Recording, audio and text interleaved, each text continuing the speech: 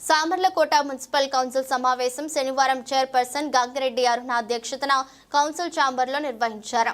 సమావేశానికి ముందు 0 అవర్లో పలు వార్డుల సమస్యలపై కౌన్సిల్ సభ్యులు ప్రశ్నించారు. ఈ సందర్భంగా నేతలు హరిబాబు, యార్లగడ్డ జగదీష్లు మాట్లాడుతూ పట్నంలో station centre, rickshaw stand, CBM high school centre, బల మార్కెట్ సెంటర్లో ఆక్రమణలు విచ్చలవిడిగా చేస్తున్నారని వాటిని తొలగించాలని కోరారు. కౌన్సిల్ సభ్యుడు పిట్టా సత్యనారాయణ మాట్లాడుతూ మున్సిపాలిటీ అభివృద్ధి పదంలో నడవాలంటే శానిటేషన్, లైటింగ్, త్రాగునీరు సక్రమంగా అందించాలని, ఈ 3 పనులను నిర్వహిస్తున్న సిబ్బంది నిర్లక్ష్యం వల్ల ప్రజలు తీవ్ర ఇబ్బందులు పడుతూ కౌన్సిల్ సభ్యులను ప్రశ్నిస్తున్నారని అన్నారు. కౌన్సిలర్ జట్ల మోహన్ మాట్లాడుతూ పాత ఎంఆర్ఓ ఆఫీస్ నుండి ప్రభుత్వ ఆసుపత్రి వరకు గల రోడ్డు పరిస్థితి గుంటలతో దారుణంగా ఉందని, రోగులు, గర్భిణీ స్త్రీలు తీవ్ర ఇబ్బందులు ఎదుర్కొంటున్నారని, మరమ్మతు పనులు వెంటనే నిర్వహించాలని, లేకపోతే తాను కలెక్టర్ కార్యాలయం ఎదుట ధర్నా నిర్వహిస్తానని చేస్తామన్నారు. కార్యక్రమంలో municipal commissioner A Srividya, vice chairman ఊబా జాన్ మోజెస్, కౌన్సిలర్లు ఆవా లక్ష్మీనారాయణ, బలుసు వాసు, సేపేని సురేష్, కౌన్సిలర్లు, సిబ్బంది పాల్గొన్నారు.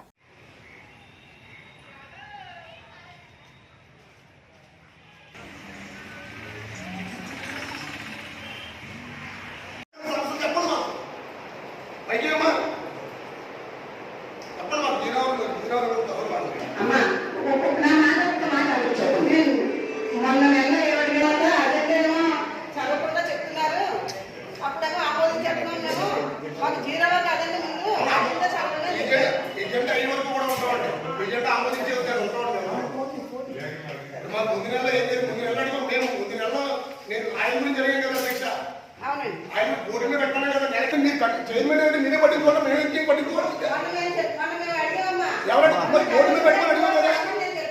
ఓటు మీద పెట్టుకొని అడిగాం కదా, నేను ఆయనకి ఎంత ఉందో ఖర్చు పెట్టుకొని మేము అందులో చిన్న స్కామింగ్ జరుగుతులేదు అధ్యక్ష. వీళ్ళకి మున్సిపాలిటీ స్టాఫ్కి సిబిల మీద ఉన్నంత దృష్టి మున్సిపాలిటీ మీద లేదు. ఒక కాంట్రాక్ట్ గుడ్డ లేదా గుడ్డలో లెక్క అమ్ముతున్నాడు ఇక్కడ. ఆయన సిబిలు చేసి అయిపోతుంది పోతుంది. మున్సిపాలిటీ మీద దృష్టి లేదు అలాగే, మున్సిపాలిటీ మీద దృష్టి లేదు అలాగే. ఏ రోడ్ల గురించి అడిగాను నేను. ఇప్పుడు బీపీఎస్ స్కీమ్ 79 లక్షలతో అధ్యక్ష. బీపీఎస్ స్కీమ్ ఇంటర్ చేసుకోవడం కుదరతాం లేదా అది కూడా సిబిల్ 79 లక్షలతో ఎందుకు చేస్తలేదు అధ్యక్ష? అంటే రోడ్లు అసలు నాశనం అయిపోయిన పోతుందా? మీ సొంత వాటి అంటే మీకే బాధ్యత లేదు, మాకే బాధ్యత, మీకే బాధ్యత లేదు, మాకే బాధ్యత. నేను ప్రతి నెల కొనుక్కున్నాను 3 సంవత్సరాల నుంచి. ఆయన స్కామ్ జరుగుతుందని చెప్పాను. దాని గురించి ఏమడిగారు? నేను ముందుగా అడిగాను, ఓటు మీద బయటపెట్టండి, దాని ఎజెండాలో మనం పొందుపరచకూడదు కాబట్టి బయటపెట్టండి అడిగాను. బిల్లు ఆయన బిల్లేదు అంటే ఆ స్కామ్ ఎత్తి కూడా పర్లేదు, తిరిగినా పర్లేదు. సిబిల్ మీద దృష్టి పెట్టి దృష్టి అవ్వలేదు. ప్రతి నెల ఈ సిబిల్ పెడతారు అధ్యక్ష. ఈ మంత్ ఇష్టం, నేను ముందు నెల ఇస్తాను కదా, నాకు ఇష్టం ఉంది.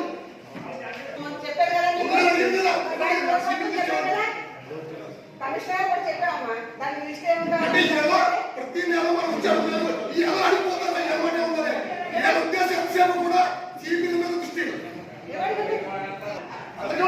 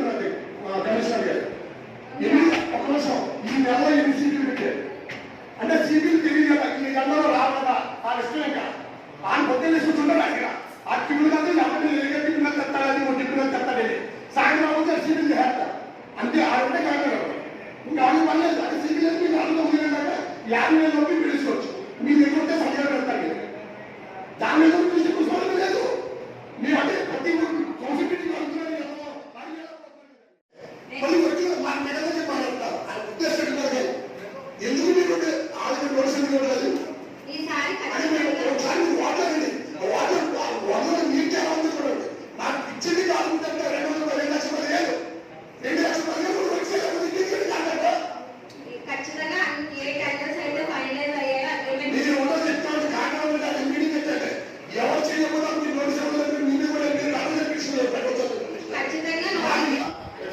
ఉన్నది ఆ రక్షణ ఆక్రమించారు అది కట్టగా కూడా జరిగింది కదా, పెట్టుకున్నాను కట్టగా చేయడం జరిగిందండి. లేదండి, శ్రామ్ లేదండి. తర్వాత మేడం గారు మీకు వాట్సాప్ పెట్టండి, కమిషనర్ కూడా వాట్సాప్ పెట్టండి. కాకినాడ మున్సిపాలిటీ ఆక్రమణ మీద ఉత్పాదం మోపి ఒక జీవో రిలీజ్ చేసి అన్ని ఆక్రమణలు తొలగిస్తుందండి. అలాగే 3 బస్ స్టాండ్ ఉన్నాయండి, బస్ స్టాప్ అండి. 3 బస్ స్టాండ్ కూడా ఆక్రమణ గురయ్యండి. శ్రీరామ్ సెంటర్ వరకు ఒకటి ఆక్రమణ గురయ్యిందండి, గోవర్పేట సెంటర్ వరకు గురయ్యిందండి, పాలమార్పు సెంటర్ వరకు గురయ్యిందండి.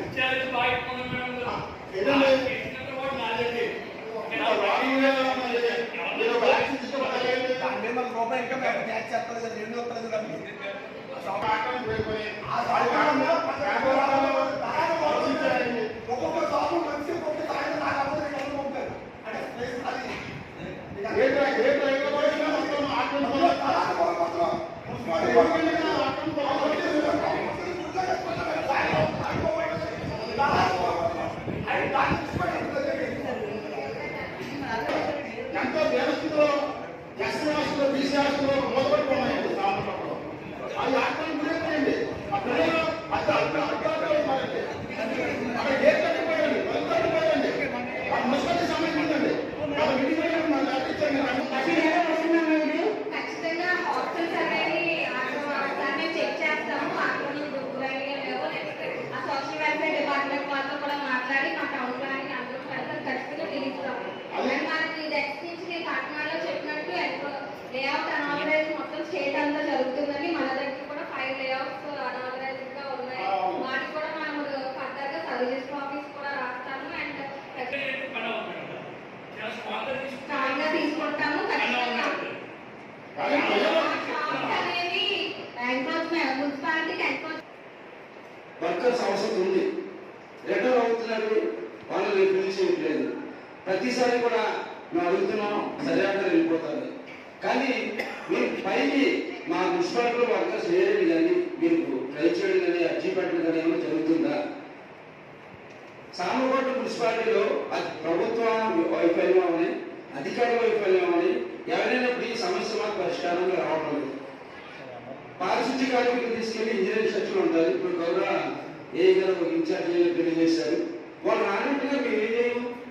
వాళ్ళు రానటువంటి వాళ్ళు జీతాలు ఇచ్చేస్తున్నారు. మీరు ఇంజనీరింగ్ సెక్షన్ ఇస్తున్నారా, లేకపోతే పారిశుద్ధ్య నుంచి మీరు జీతాలు ఇస్తున్నారా? ఒక కాంట్రాక్ట్ వర్కర్తో మనం పని చేయించే పరిస్థితిలో అధికారులు ఉంటున్నారు. అదే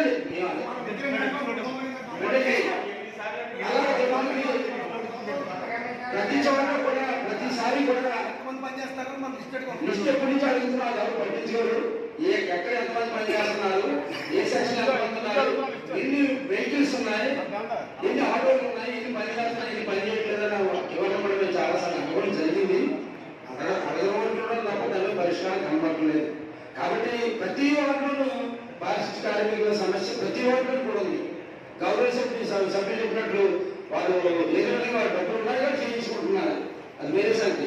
మా వాటిలో కూడా మన రీసెంట్గా మంచి తీసిపోయి ఇంజనీరింగ్ సెక్షన్ వేస్తారు. వేసుకోండి, మీరు అధికారంగా ఉన్నారు, విష్ణు ఇంజనీరింగ్ సెక్షన్ వేసుకోండి, ఇబ్బంది ఏమి లేదు. ఇంజనీరింగ్ సెక్షన్ వేసేటప్పుడు పారిశుద్ధ్య కార్మికులు కూడా మీరు ఫిల్ చేయడం బాధ్యత మీ దగ్గర ఉంది. మీరు ఎందుకు చేయట్లేదండి? లేదు వర్కర్స్ మీరు చేయట్లేదు, కానీ మీరు ఏమన్నా మీరు ఫార్వర్డ్ చేస్తున్నారా? మా మున్సిపాలిటీ వర్కర్స్ లేరు, మా పరిస్థితి ఉంటే మీరు చేశారా? ఒకరు చేస్తుంటే మీరు మాకు చూపించి మీరు మాట్లాడగలరా? మీరు ఆల్రెడీ గవర్నమెంట్ అప్లై చేసాం, అప్లై పంపించాం, కానీ వాళ్ళు చేయట్లేదు, మేమేం చేయము అని చెప్పవచ్చు. కానీ ఇంజనీరింగ్ సెక్షన్ మాట్లాడలేదండి, నేను రావట్లేదంటే మీరు కూడా మానేసి తీరుకోవచ్చు. అందులో లేదు ఇంకా. ఎందుకంటే మరి ఎంతలో వర్కర్స్ మనం పని చేయించలేని పరిస్థితి మనకు ఉన్నప్పుడు మనం చేయడం కూడా అవసరం. ఈ రోజు మీరు ఉదయం చూసినట్లయితే మంచినీళ్ళు చూస్తున్నారు. మేడం మంచినీళ్ళు చూస్తున్నారా? ఉదయం వచ్చే నీళ్ళు తాగేటేళ్ళు మీరందరూ చూసుకుంటారు. ఎక్కువ మీరందరూ 200 తక్కువ ఉన్నాడు. మీ అధికారులు బయట నుంచి అందరూ ఎక్కువ మంది ఉండొచ్చు. సామాన్యులు కూడా ప్రతి భావం కూడా ప్రతి వాటర్ కూడా చూస్తున్నాడు. వాటర్ చేయలేదు. ఇది ఈ రోజు సమస్య కాదు, చాలా రోజులు పట్టింది. ఏంటి దాన్ని ఏం చేస్తున్నారు మీరు? దాన్ని ఏమైనా ఉందా మీకు? మూడో సమస్య కూడా చెప్పారు. కావచ్చు. ఈ యొక్క ఎజెండాలో పెట్టాను మా డ్రైవ్స్ లేవు అది ఇది అంటాను. అంటే లైట్లన్నీ ఊరంతా ఆగిపోయిన తర్వాత ఊరంతా సేట్ అయిపోయిన తర్వాత మీరు ఎజెండా వేసి ఎజెండాలో ఛాలెంజ్ చేయించి అప్పుడు డ్రైవ్స్ కొంచెం పని చేస్తారా లేదా ముందుగా చేసి పెడతారా అని మన కూడా సేట్ చేసేసి ఊరంతా నాశనం అయిపోయిన తర్వాత అప్పుడు చేస్తా ఉండాలా? ఆలోచించండి. ఇది అసలు బాగలేదు. మన ప్రజల కోసం పని చేస్తున్న మనుషులు కనీస అవసరాలు ఇవి.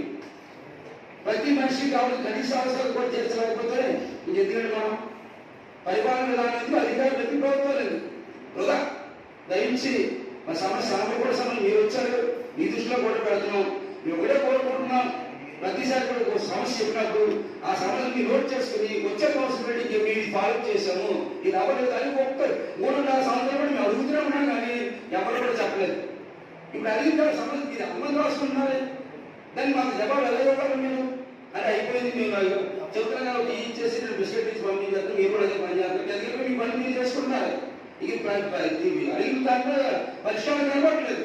ఆయన దయించి సాయం కూడా ఇప్పటి నుంచి అయినా సరే మరి అన్ని విషయాల్లో కూడా పునరాకృతం చేసి మంచి పరిపాలన అందించేటట్టుగా మీ సహకారం